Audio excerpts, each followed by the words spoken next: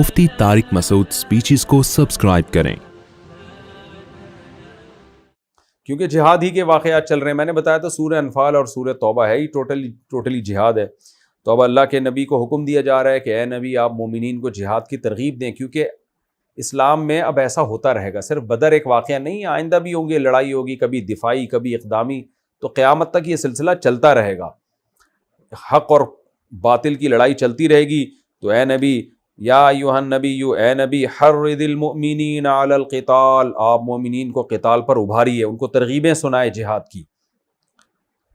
آگے اللہ ایک قانون اور ضابطہ بیان کر رہے ہیں. قانون ضابطہ اللہ نے کیا بیان کیا؟ اے ایمان والو، اگر تم میں 20 صابرون، 20 لوگ ہوں گے جو صبر کرنے والے ہوں، یغلبوا 200، تو وہ 200 پہ غالب آ جائیں گے. وَإِن يَكُن مِّنكُم مِّئَةٌ، اور اگر تم میں 100 لوگ ہوں گے، یغلبوا الفا من الذین کفروا، تو کافروں میں 1000 پر غالب آ جائیں گے. یہ اس لیے غالب آئیں گے کہ ان میں سمجھ نہیں ہے دین کی، یہ اللہ پہ یعنی دین کی سمجھ بوجھ نہیں ہے، ان کا اللہ پہ اعتماد نہیں ہے، اللہ پہ توکل نہیں ہے، اور اللہ کے نافرمان لوگ ہیں. تو اس کی سزا یہ ہے کہ تم سے 10 گنا طاقت کے باوجود وہ شکست کھائیں گے اور تم تھوڑے ہو کر ان پر غالب آؤ گے. تو یہ ہے تو خبر، اللہ خبر دے رہے ہیں کہ ایسا ہوگا، لیکن خوب سمجھ لیں یہ خبر نہیں ہے بلکہ شرعی حکم ہے.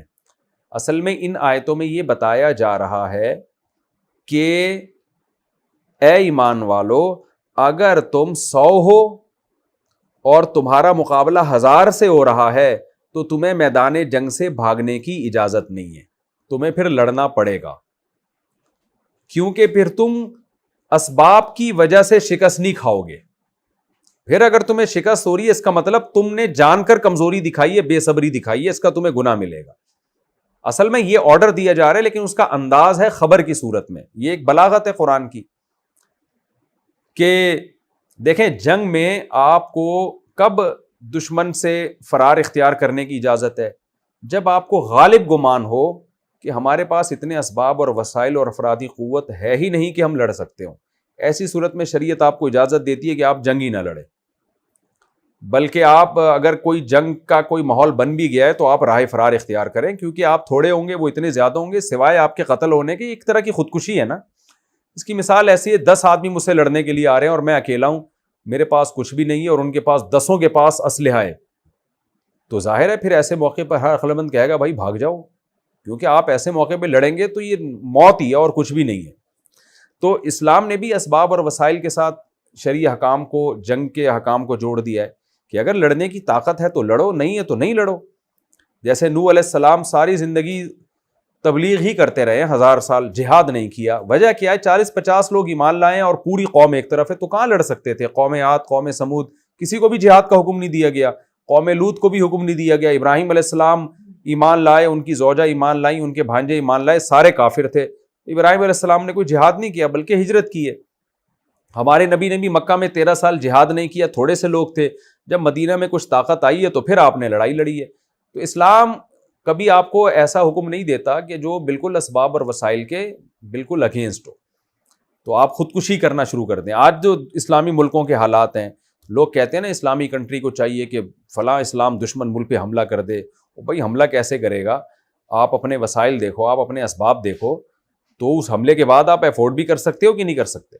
تو یہاں قرآن ایک حکم بیان کر رہا ہے کہ اے ایمان والو، اگر تم 20 ہوگے تو اللہ تمہیں 200 پہ غالب کرے گا، 100 ہوگے تو 1000 پہ غالب کرے گا. تو کیا مطلب؟ 100 اور 1000 میں اور 20 اور 200 میں 1 اور 10 کا ریشو ہے. یعنی قرآن یہ کہہ رہا ہے کہ اگر تم 1 ہو اور تم سے دشمن 10 گنا زیادہ طاقتور ہے تو پھر تم یہ نہیں کہہ سکتے کہ ہم کمزور ہیں، ہم میں لڑنے کی طاقت نہیں ہے. نا نا نا نا، تمہیں لڑنا پڑے گا. کیوں؟ ایسے موقع پہ تم میں اگر صبر ہوگا تو اللہ تمہیں غالب کرے گا. تو جب غالب کرے گا تو اللہ نے جب مدد کا وعدہ کیا ہے کہ طاقت کا تناسب اگر اتنا ہے کہ وہ 10 اور تم 1، تو طاقت کا تناسب ریشو جب اتنا ہے تو اللہ تمہیں غالب کرے گا، لہذا تمہیں لڑنا پڑے گا. پھر تمہیں میدان چھوڑ کے بھاگنے کی اجازت نہیں. تو یہ حکم تھا شروع میں، ابتدائے اسلام میں، جب صحابہ کی تعداد بہت کم تھی اور تھوڑے لوگ تھے اور بڑے مضبوط ایمان والے لوگ تھے. تو یہ حکم تھا ان کے لیے مشکل، کیونکہ مشکل حکم تھا نا کہ آپ کے مقابلے میں دشمن 10 گنا زیادہ پاورفل ہے، پھر بھی آپ نے لڑنا ہے، آپ کو میدان سے جانے کی اجازت نہیں ہے. لیکن اللہ نے اس حکم کو بعد میں تبدیل کر دیا. کچھ وقت کے بعد یہ آیتیں نازل ہوئیں. اگلی آیتیں، وہ آیتیں کیا تھیں؟ الآن خفف اللہ عنکم. وہ آیتیں لکھی ہوئی تو فوراً بعد ہیں، لیکن نازل کچھ وقت کے بعد ہوئی ہیں، کیونکہ بہت شاق حکم تھا کہ بھائی، کیونکہ بہت بہادری سے لڑنا تھا نا. پھر تو جب صحابہ کی تعداد بڑھ گئی، اہل ایمان تعداد میں بڑھ گئے، تو ایسے موقع پہ انسان کی ایک فطری طور پر انسان میں کمزوری ہوتی ہے کہ وہ پھر کیا کہتا ہے، بھائی جب اتنے سارے افراد ہیں تو ہم تھوڑے لوگ ہی کیوں لڑیں، پھر سب کو چاہیے کہ وہ لڑیں. اور انسان کے پاس جب اسباب اور وسائل تھوڑے زیادہ آتے ہیں تو کچھ اس میں جو ہے یہ لاشعوری طور پر کچھ اسباب اور وسائل پر اس کی توجہ بھی جاتی ہے. تو اس لیے اللہ نے بعد میں اس حکم کو تبدیل کیا اور فرمایا الآن خفف اللہ عنکم. اب اللہ نے تمہارے لیے معاملہ آسان کر دیا ہے، اور اللہ جانتا ہے اب تمہارے اندر کچھ کمزوری ہے. ظاہر ہے وہ کمزوری اس لحاظ سے ہے کہ پہلے تم بہت تھوڑے تھے اور بہت زیادہ قربانیاں تھیں ان لوگوں کی جو شروع میں ایمان لائے ہیں، تو ان کا ایمان کا مقام اور درجہ بہت زیادہ تھا. ظاہر ہے جب اس لیول کا توکل اور اعتماد ہوتا ہے تو تھوڑے ہو کے بھی مدد اللہ کی زیادہ آ سکتی ہے، چاہے وہ تم بہت تھوڑے ہو. لیکن اب تمہارے اندر کچھ نہ کچھ کمزوری پیدا ہوئی ہے، تو اب کیا ہے؟ تو اللہ نے حکم بھی تمہارے لیے ہلکا کر دیا. وہ حکم کیا ہے؟ وہ حکم یہ ہے کہ اب اللہ کہہ رہا ہے کہ اگر تم ان یکم منکم 20 الآن خفف اللہ عنکم وعلم ان فیکم ضعفا فإن یکم منکم 100 صابرۃ. اب اگر تم میں 100 ہوں گے صبر کرنے والے، یغلبوا 200، تو 200 پر غالب آئیں گے. وہ کیا مطلب؟ اللہ یہ خبر دے رہا ہے کہ 200 پر غالب آئیں گے. اس خبر سے مقصد خبر نہیں ہے، اس سے مقصد یہ ہے کہ اب اگر تم 100 ہو اور مقابلہ 200 سے ہو جائے تو اب تمہیں میدان چھوڑ کے بھاگنے کی اجازت نہیں ہے، کیونکہ اب اللہ نے مدد کا وعدہ کر لیا ہے. اس سے کم میں مدد کا وعدہ نہیں ہے، لہذا بھاگ سکتے ہو تم. اتنا ریشو ہوگا 1 اور 2 کا، تو پھر تمہیں میدان چھوڑنے کی اجازت نہیں ہے، کیونکہ اللہ نے اب مدد کا وعدہ کیا، اب تمہیں لڑنا پڑے گا. تو اب اگر کوئی بھاگا اور لڑائی سے جان چھڑائی تو اس کا مطلب اس میں بے صبری ہے، تو پھر اللہ کو ملامت نہیں کر سکتے، اور اس بے صبری پہ ظاہر ہے گناہ ملے گا.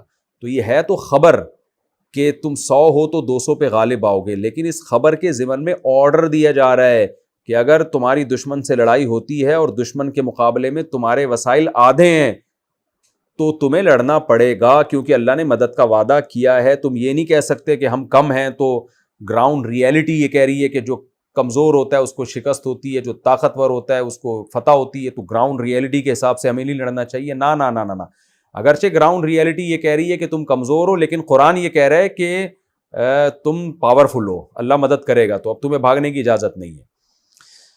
الآن خفف اللہ عنکم وعلم ان فیکم ضعفا فإن یکم منکم 100 صابرۃ یغلبوا 200 وإن یکم منکم 1000، اگر تم 1000 ہو گئے یغلبوا 2000 بإذن اللہ، تو اللہ کے حکم سے 2000 پہ غالب آ جاؤ گے. اب یہ حکم قیامت تک کے لیے. واللہ مع الصابرین، اللہ صبر کرنے والوں کے ساتھ ہے، کیونکہ صبر پھر بھی تمہیں کرنا پڑے گا، کیونکہ تمہاری طاقت دشمن سے کم ہے. اب یہ حکم قیامت تک کے لیے، یہ منسوخ نہیں ہوا، پہلا والا منسوخ ہو گیا تھا.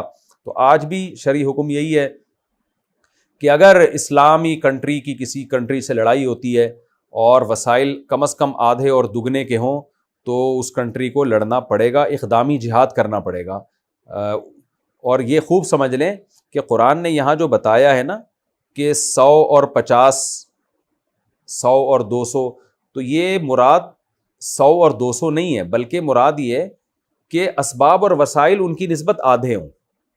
مثال کے طور پر آپ کی تعداد 1000 ہے اور دشمن کی تعداد بھی 1000 ہے، برابر ہیں، لیکن دشمن کے پاس اسلحہ ہے، آپ نہتے ہیں. تو اب آپ یہ قرآن کی آیت کوڈ نہیں کر سکتے کہ لڑنا واجب ہے کیونکہ وہ 1000 ہیں اور تم بھی 1000 ہو. قرآن تو کہہ رہے تم اگر 500 ہو گے تو 1000 سے لڑنا پڑے گا.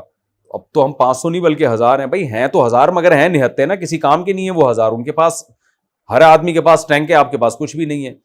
تو خوب سمجھ لیں، تمام فقہا کا، مفسرین کا اجماع ہے کہ یہاں جو بتایا جا رہا ہے کہ 1000 کو 2000 سے لڑنا ہے، تو 1000 اور 2000 مطلب نہیں ہے. مطلب یہ ہے کہ ان کی طاقت تم سے دگنی ہو، تمہاری آدھی ہو تو تمہیں لڑنا ہے. تمہاری آدھی سے بھی کم ہے، پھر لڑائی کی تمہیں اجازت نہیں ہے، یا اجازت نہ کا مطلب پھر لڑائی تم پہ واجب نہیں ہے. تو پھر کیا حکم ہے؟ پھر وہ جہاد کے حکام ہے. اگر کسی نے حملہ کر دیا اور آپ کے پاس کوئی اور آپشن نہیں ہے، پھر وہ دفاعی جہاد کے تفصیلی حکام ہے، میں اس کی ڈیٹیل میں ابھی نہیں جاؤں گا. ابھی تو ایک لمسم جو اللہ نے ایک اصول اور ضابطہ بیان کیا ہے اس کو بیان کروں گا.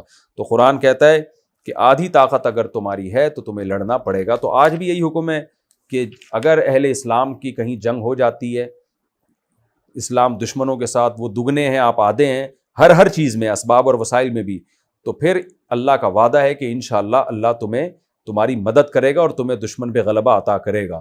ایسے موقع پہ اگر اہل اسلام کو شکست ہو گئی تو اس کا مطلب ان میں صبر نہیں ہے، ان میں ٹیکنیکل فالٹ ہے. پھر یہ اسباب اور وسائل کا رونا نہیں رو سکتے کہ ہمارے پاس تو کوئی جو ہے نا اصل میں یہی نہیں ہے، ہمارا ان کی طاقت زیادہ تھی، ہماری طاقت کم تھی تو ہمیں تو شکستی کھانی تھی، ہمارا کیا قصور ہے؟ نہ نہ نہ، آپ کا قصور ہے. اللہ نے کہا کہ آدھے ہوگے تو فتح دے گا، پھر بھی فتح نہیں ہو رہی تو اس کا مطلب آپ نے بے صبری دکھائی ہے، دشمن زیادہ بہادری سے لڑا ہے، آپ کمزوری سے لڑے ہیں. تو پھر یہ آپ کا فالٹ ہے، یہ اللہ کو قصوروار آپ نہیں ٹھہرا سکتے.